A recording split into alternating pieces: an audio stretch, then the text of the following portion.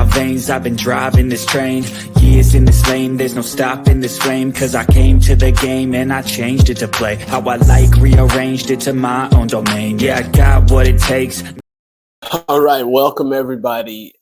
This is Dr. Irfan Akpan. I'm really excited to be here. And this video audio episode is really for the podcast listeners. And the reason I say that is we released a video earlier really talking about that statement. The aim of that is to give you something to think about when you hear the statement that AI is not going to take your job. It is a person using AI that's going to take your job. And as I was reflecting on what we did in that video, I recommend you take a look at it. It made me think about my very first book, The Hitchhiker's Guide to Virtual Reality. And the reason that I wrote that book, it was geared towards educators and metaverse technology, virtual reality technology. However, it applies to today.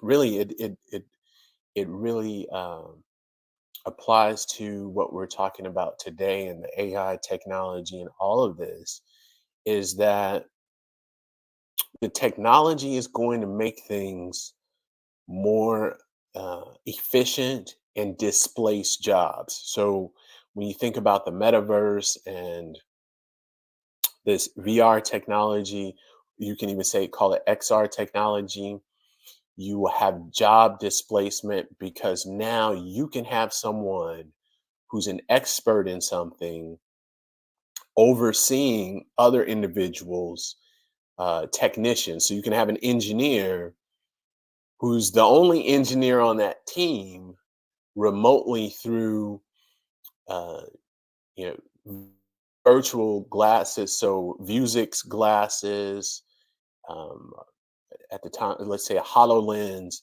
they can see what the technicians are doing and guide them on the work. We saw this in COVID with Vuzix glasses. Vuzix is a company out of Rochester, New York. And you would have doctors, instead of them being in the hospitals and potentially being exposed to COVID, they would be at home on a laptop like I am on right now, watching and working with residents through glasses, through these virtual glasses. The residents would wear them. They can see, and the doctor in his house could see and hear everything and talk to the residents, look at the patients, guide them on what to do, um, as if they were there. So now, so when we talk about virtual reality, you can have a doctor, and that doctor doesn't have to be in the US, to be anywhere in the globe, watching and guiding a team of doctors. So you see the job displacement with that technology on the virtual reality side or the metaverse. The same thing with AI. The people who are using this technology, it are the ones who are going to displace it at this point, because eventually AI is going to get a lot better, right? However, at this point, and that's a whole nother conversation, but at this point, we've seen and read, there's data that says that, okay, using what we've got right now can make you 14% more efficient, which means that someone not using it is 14% less productive, right? So when you think about this technology, it can be daunting. I know you're like, oh my goodness, what can I do? I know a lot of people talk about what's happening, what's coming, what can I do? First thing, and I talk about this in my book, The Hitchhiker's Guide to Virtual Reality. If you don't have access, so in the book I talk about and I give steps to, if you don't have access to technology, you don't have the internet, you don't have these things, you can read about it.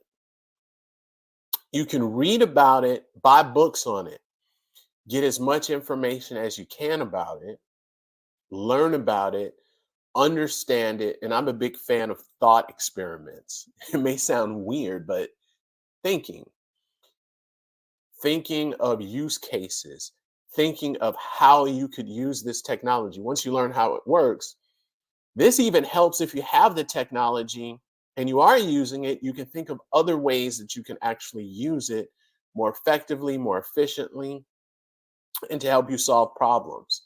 So, thought experiments, reading is number one. Read as much as you can, books, articles. If you can get online, search online for videos, tutorials, articles, as much information as you can about it, the different various platforms. And then thought experiments. And then the big one at this point is actually using it and becoming familiar with it, because right now there's not a competency exam. So there's no certification in using AI or prompt engineering or how effective you are with AI. So there's not a competency exam or certification. However, there is awareness, so you can build up your level of awareness. And I do believe that that's coming, some sort of certification with the tech, especially as it continues to develop and you have more and more features.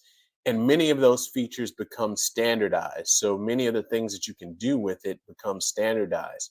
Also, especially if it's being integrated into Windows and other software products, there's going to be a certain level of or knowledge base that you'll need to be effective um, with using it in certain products. So I think that is coming.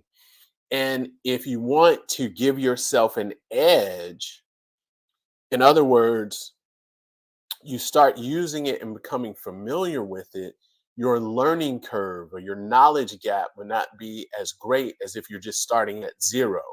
So you may be starting off at 20% versus at 0%.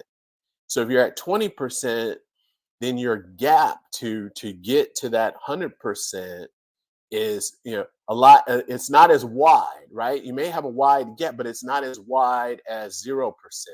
So if you're at 20%, it's 80% to get to that 100% level. So you're giving yourself the advantage. So when you say, well, what can I do, how can I maneuver in this environment, you've got to dig deep and really learn as much as possible. And I don't want to throw some other things at you, but ultimately, you think about it, a lot of this is going to be integrated into social, which is going to move into more of the metaverse uh, type of thing. It's already integrated into social.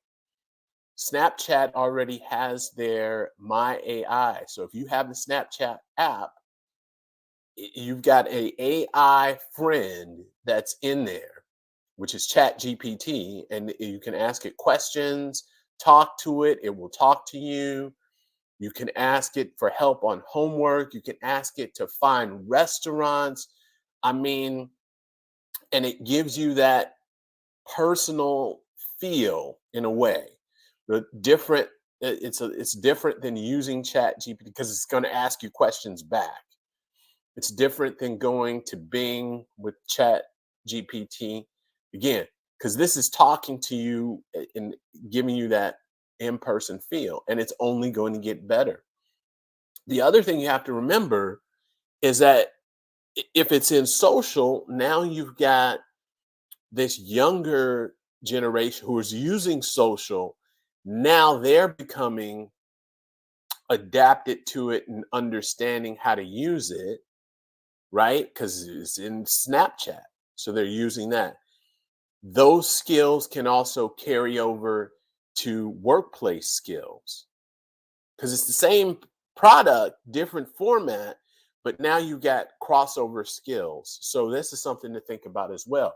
So if you're not getting familiar with it, you got to realize the younger people are getting familiar with it and using it and understanding how it works and getting those ideas, as you know, so they're pushing ahead.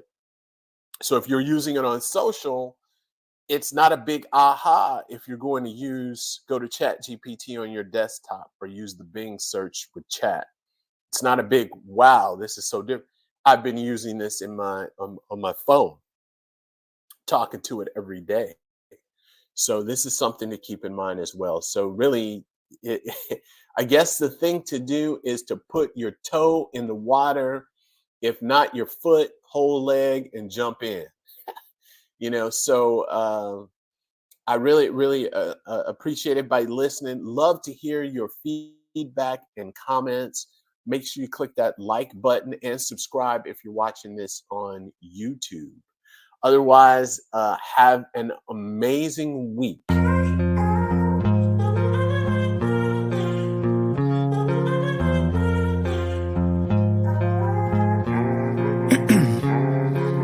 Ice in my veins, I've been driving this train. Years in this lane, there's no stopping this flame. Cause I came to the game and I changed it to play how I like, rearrange